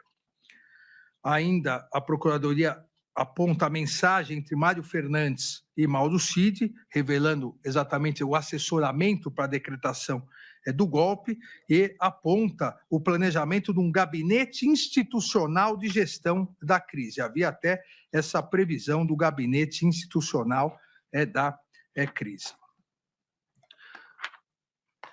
Mário Fernandes, que é do outro núcleo denunciado, revela ao então comandante aqui do Planalto, general Dutra, que alguns caminhoneiros que conhecem o presidente queriam fazer contato para participar também do golpe, e diz Mário Fernandes que o presidente sempre dava esperanças que o plano golpista poderia ocorrer, e aqui eu descrevo essa conversa. Não há, então, dúvidas que a Procuradoria apontou elementos mais do que suficientes, indícios razoáveis e suficientes de autoria e justa causa para o recebimento da denúncia contra Jair Messias Bolsonaro. Da mesma forma, em relação a Mauro César Barbosa Cid, que fez a colaboração e que já confessou os fatos praticados. Então, aqui não há necessidade de nós passarmos muito tempo. Todos sabemos que eventual aplicação do acordo de colaboração premiada somente será realizado, e na graduação a ser realizado, pela efetividade da colaboração. Ontem o ministro Luiz Fux destacou isso, a ministra Carmen também, o ministro Cristiano Zanin. Então, obviamente, a denúncia deve ser recebida, a confissão dos fatos, e durante a instrução penal veremos a efetividade e eficácia da denúncia a ser recebida.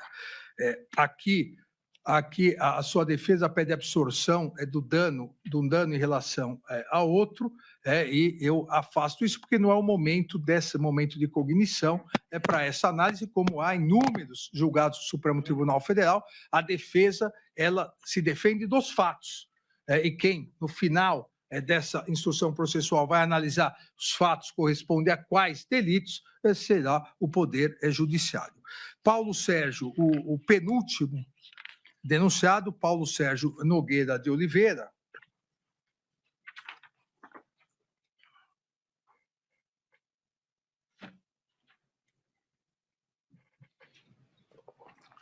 o seu advogado, nas sustentações orais, doutor André Fernandes Farias, ele se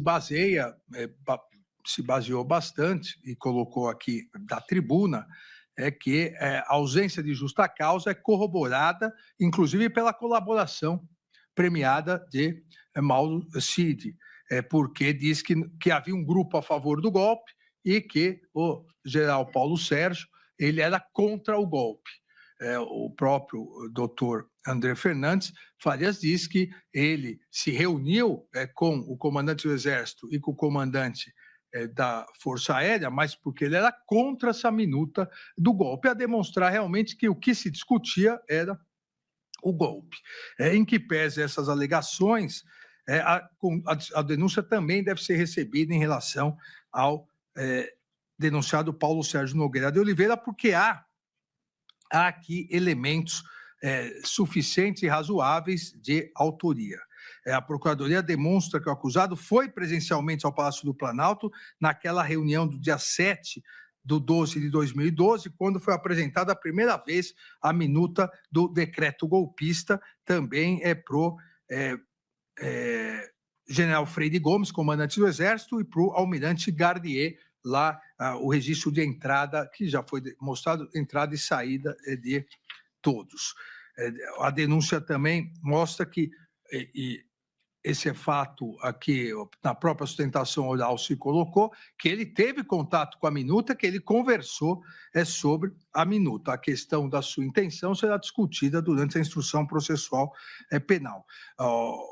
Há na denúncia comprovação a partir do depoimento do tenente brigadeiro Batista Júnior, à época comandante da Aeronáutica, que confirmou ter sido convocado pelo acusado Paulo Sérgio Nogueira de Oliveira, tendo ressaltado que o próprio acusado apresentou ao general Freire Gomes e ao tenente brigadeiro Batista Júnior a nova minuta do decreto presidencial. Depois daquelas alterações que acabei de narrar a conversa entre o colaborador Mauro Cid e o general Teófilo. Após essas alterações que foram feitas, segundo o Mauro Cid, conversando com o Teófilo pelo próprio presidente, o general Paulo Sérgio chamou o comandante do Exército e o comandante da Força Aérea para lhe apresentar a minuta de decreto de golpe. Isso foi corroborado pelo, então, comandante do Exército, o general Freire Gomes, salientando, então, realmente que houve a participação nessa, pelo menos indiciária, nesse decreto golpista do general Paulo Sérgio Nogueira de Oliveira. Aqui ainda se destaca a sua participação já narrada em alterar a conclusão da comissão que atuava para verificar a lisura das urnas eletrônicas por ordem e determinação do presidente da República, e sabemos que um general 4 estrelas, ministro da Defesa, ele poderia se recusar a cumprir uma ordem manifestamente ilegal do presidente da República. A acusação destaca ainda que essa nova minuta prevê a decretação do estado de defesa e a criação da Comissão de Regularidade Eleitoral com a finalidade de apurar a conformidade e legalidade do processo eleitoral. Seria uma comissão de regularidade eleitoral que substituiria o Tribunal Superior Eleitoral. Aqui eu narro o que foi apreendido, que é exatamente a criação dessa comissão e a substituição do Tribunal Superior Eleitoral e as críticas a todo o Tribunal Superior Eleitoral. Detalha ainda a Procuradoria que tanto Almir Garnier quanto o general Paulo Sérgio, assim, acabaram aderindo a essa comissão. Não há aqui elementos que afastem a justa causa para o recebimento da denúncia. Há elementos indiciários de justa causa para, nesse momento, sempre repito, de cognição mais restrita, o recebimento da denúncia. Por fim, o acusado Walter Souza Braga Neto. Em sua sustentação oral, o doutor José Luiz Oliveira e Lima disse que a Polícia Federal não quis ouvir o acusado. Na verdade, não corresponde à realidade integral. Isso o doutor José Luiz não era ainda advogado do general Braga Neto, quando em 22/2/2024 ele foi intimado, durante as investigações, ele foi intimado a depor, ele compareceu na Polícia Federal, aqui tem o termo de declarações dele, e disse, certificado que, caso tenha envolvimento com os fatos criminosos investigados, tem o direito de permanecer em silêncio, de não produzir provas contra si mesmo e de ser assistido por um advogado, inquirido a respeito dos fatos investigados, respondeu que, nesse ato, reserva-se o direito constitucional de permanecer em silêncio até que seus advogados tenham pleno acesso ao conteúdo das investigações para que possa prestar os devidos esclarecimentos, motivo pelo qual, nesse ato, não serão formulados questionamentos sobre os fatos. Ele teve a oportunidade naquele momento e depois, sabemos todos, não é o investigado que escolhe o momento que vai falar com a polícia, mas agora terá recebida, se a denúncia for recebida, terá a possibilidade de, após a instrução processual, em seu interrogatório, que todos sabemos, um momento da defesa, em seu interrogatório, de esclarecer o que bem lhe aprouver. Mas entendo que também a Procuradoria-Geral da República narrou de forma exata, concisa e detalhada os indícios de autoria de Walter Souza Braga Neto na organização criminosa, devendo ser recebida a denúncia. Destaca aqui a Procuradoria a realização de uma reunião em 12/11/2022 na residência funcional do denunciado Walter Souza Braga Neto, estando presentes Mauro César Barbosa Cid e Rafael Martins Oliveira e Hélio Ferreira Lima. Aqui vem a comprovação, as conversas, e por georreferencial também se identificou. E eu aqui não vou me ater muito, porque nós já falamos sobre isso no momento da delação, na preliminar, em que, num primeiro momento... Irresistível. Sonho de valsa também é sorvete. Experimente. A Samap está no bolso e na tela dos negócios porque ela é parceira de verdade. Precisa? Samap tem.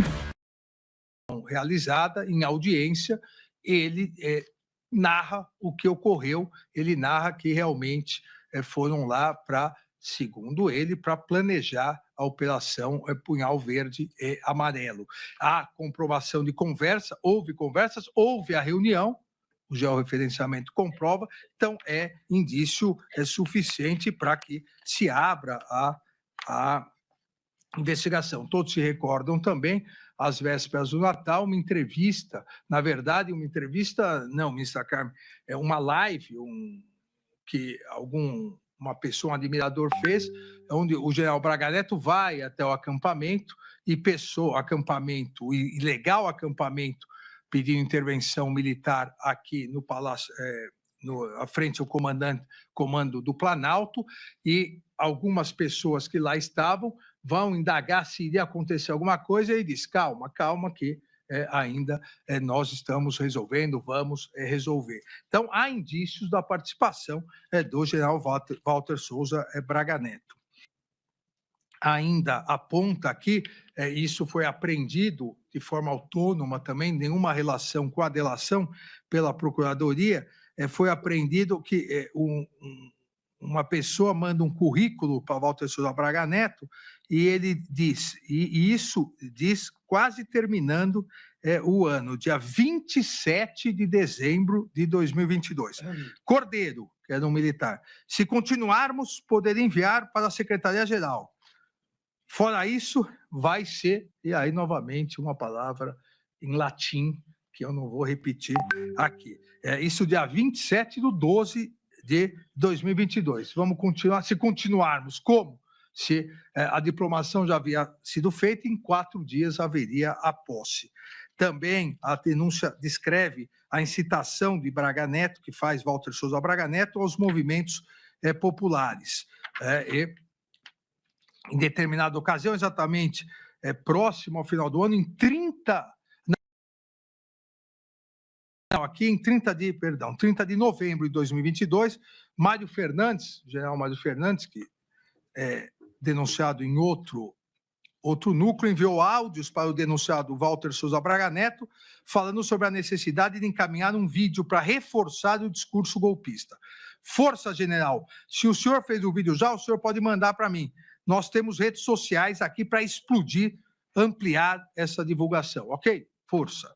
Ou seja, aquela ideia de multiplicar a tentativa de golpe a partir das notícias fraudulentas. Para encerrar, presidente, também foi descrita a participação de Walter Souza Braga Neto na incitação de movimentos populares, e que eu acabei de dizer, aquele vídeo em que Walter, general Braga Neto, conversa com manifestantes em frente ao quartel e afirma para os mesmos terem esperança, porque ainda não havia terminado e algo iria acontecer. Nós estamos falando do final do ano após as eleições.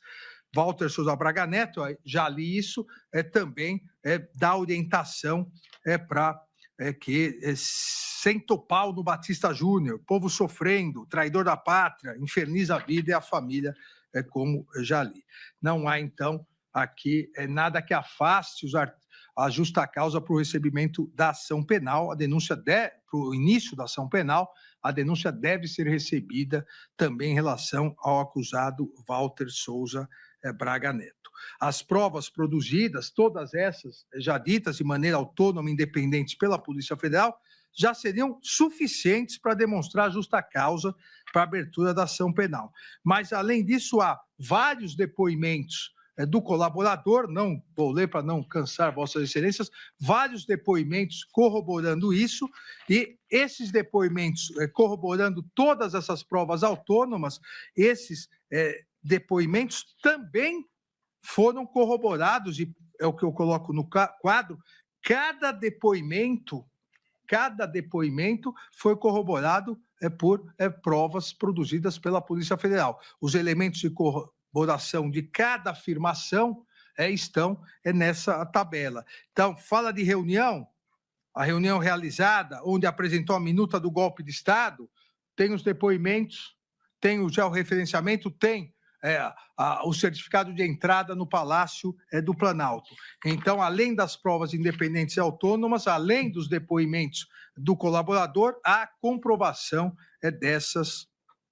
dessas afirmações feitas pelo colaborador.